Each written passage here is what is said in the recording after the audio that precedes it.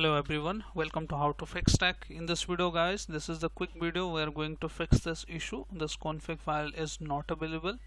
So simply open the file explorer here, open the C drive where the window is installed, and open the Windows folder, and in here press S on your keyboard and look for System32, this one. Make a double click on it and then press C on your keyboard and look for config. You can see the path here as well, and open the system profile. Continue if it asking the permission. Make a right click and then new and create a desktop here folder, desktop. Now desktop folder is created successfully. Just I will give this path into my description box. So make a restart your system guys and you are good to go. Your issue should fix after restart. So hope this helps. If yes, then hit like, subscribe and share. Thank you. Thanks for watching.